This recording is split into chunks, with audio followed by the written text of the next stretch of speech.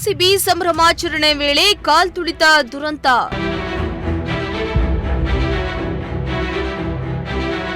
Commissioner Dayanand ಅಮಾನತು ಖಂಡಿಸಿ ಪ್ರತಿಭಟನೆ.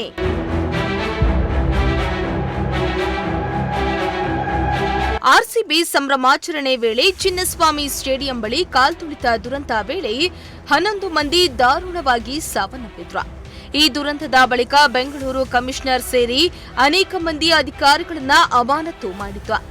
ದಕ್ಷ ಅಧಿಕಾರಿಯಾಗಿದ್ದ ದಯಾನಂದ ಅಮಾನತಿಗೆ ತೀವ್ರ ವಿರೋಧ ಕೂಡ ವ್ಯಕ್ತವಾಗ್ತಾ ಇದೆ.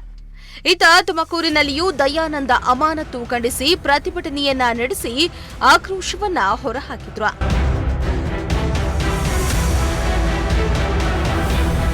ಹೌದು, ನಗರದ ಟೌನ್ ಹಾಲ್ ಸರ್ಕಲ್ನಲ್ಲಿ ಜಮಾಯಿಸಿದ ನಾಯಕ ಸಮಾಜದ ಒಕ್ಕೂಟದ ಮುಖಂಡರು ಟೌನ್ ಹಾಲ್ ಸರ್ಕಲ್ನಿಂದ ಡಿಸಿ ಕಚೇರಿಯವರೆಗೂ ಪ್ರತಿಭಟನಾ ಮೆರವಣಿಗೆಯನ್ನ ನಡೆಸಿದ್ರು. ಬಳಿಕ ಜಿಲ್ಲಾಧಿಕಾರಿ ಮುಂದೆ ಸಿಎಂ, ಡಿಸಿಎಂ, ಗೃಹ ಸಚಿವರ ವಿರುದ್ಧ ಧಿಕ್ಕಾರವನ್ನ ಕೂಗಿ ಆಕ್ರೋಶವನ್ನ ಹೊರಹಾಕಿದ್ರು. ಈ ದುರಂತದ ಬಗ್ಗೆ ನೈತಿಕ ಹೊಣೆ ಹೊತ್ತು ರಾಜೀನಾಮೆ ನೀಡಬೇಕಿದ್ದ ಸಿಎಂ, ಡಿಸಿಎಂ ಅಧಿಕಾರಿಗಳನ್ನ ತಲೆದಂಡ ಮಾಡಿರುವುದು ಖಂಡನೀಯ. ಕೂಡಲೇ ದಯಾನಂದ್ ಅವರ ಅಮಾನತನ್ನ ವಾಪಸ್ ಪಡೆಯುವಂತೆ ನಾಯಕ ಸಮಾಜದ ಮುಖಂಡರು ಆಗ್ರಹಿಸಿದ್ದಾರೆ. ಅಧಿಕಾರಿಗಳನ್ನಾದ್ರೂ ಅಮಾನತು ಮಾಡಿ, ವಾಲ್ಮೀಕಿ ನಿಗಮವನ್ನಾದ್ರೂ ನುಂಗಿ, ಏನಾದರೂ ಮಾಡಿ ನಮ್ಮನ್ನ ಸೇಫರ್ ಝೋನಲ್ಲಿ ಇಡಿ ಅಂತ ಸಿದ್ದರಾಮಯ್ಯನವ್ರ ಹತ್ರ ಕೇಳಿರ್ಬೇಕು. ಇವರು ನಿಮಗೆ ಮಾನ ಮರ್ಯಾದೆ ಏನಾದರೂ ಪರಿಶಿಷ್ಟ ಪಂಗಡದ ನಾಯಕ ಸಮಾಜದಲ್ಲಿ ಗೆದ್ದಿರ್ತಕ್ಕಂಥ ಶಾಸಕ ಸಚಿವರೇ, ಮಾನ ಮರ್ಯಾದೆ ಏನಾದರೂ ಇದ್ದರೆ ನಿಮ್ಮದೇ ಸಮಾಜದ ಅಧಿಕಾರ ಪರವಾಗಿ ಪ್ರಾಮಾಣಿಕ ಭ್ರಷ್ಟಮುಕ್ತ ಒಂದು ದಿವಸನೂ ಸಮೇತ ರಜಾ ಆಗ್ತಿರ್ತಕ್ಕಂಥ ಅಧಿಕಾರಿ ಪರವಾಗಿ ನಿಂತ್ಕೊಳ್ಳಿ.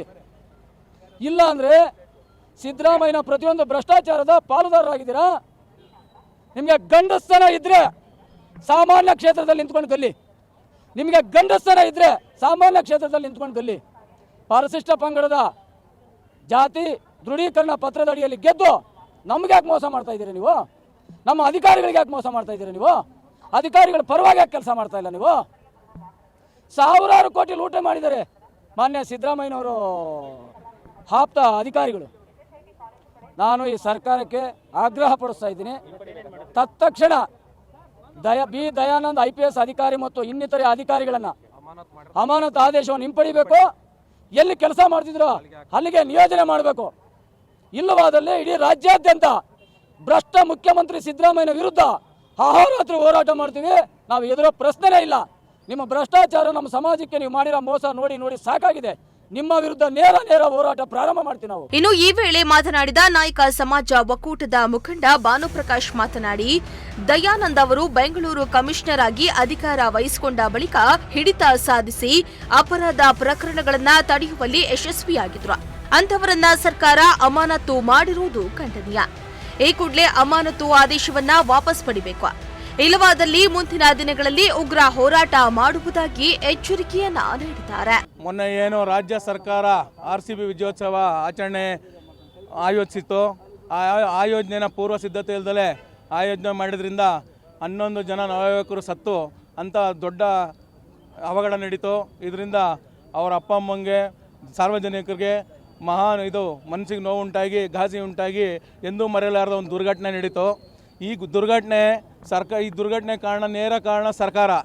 ಯಾವ ಎರಡನೇ ಕಾರ್ಯಕ್ರಮ ಈ ವಿಧಾನಸೌಧ ಮೆಟ್ಲ ಮೇಲ್ಗಡೆ ಮೊದಲನೇ ಕಾರ್ಯಕ್ರಮ ಮುಗಿದ ನಂತರ ಎರಡನೇ ಕಾರ್ಯಕ್ರಮ ಬೇಡ ಅಂತ ಪೊಲೀಸ್ ಕಮಿಷನರ್ ಹೇಳಿದ್ರು ಸಹ ಇವರು CM, DCM ಜಿದ್ದಿಗೆ ಬಿದ್ದಂಗೆ ಅಲ್ಲಿ CM ಮಾಡಿದ್ರು, ನಾನು ಇಲ್ಲಿ ಡೆಪ್ಟಿ CM ನಾನು ಸ್ಟೇಡಿಯಮಲ್ಲಿ ಮಾಡ್ತೀನಿ ಅಂತ ಹೇಳಿ ಕಪ್ಪಿಗೆ ಮುತ್ತು ಕೊಡಕ್ಕೆ ಹೋಗಿ ಈ ಜನನ ಪ್ರಾಣ ತೆಗೆದು ಅವರು ಕೊಲೆಗಡಕರು ಅಂತ ನಾವು ನೇರವಾಗಿ ಹೇಳಬೇಕಾಗ್ತದೆ.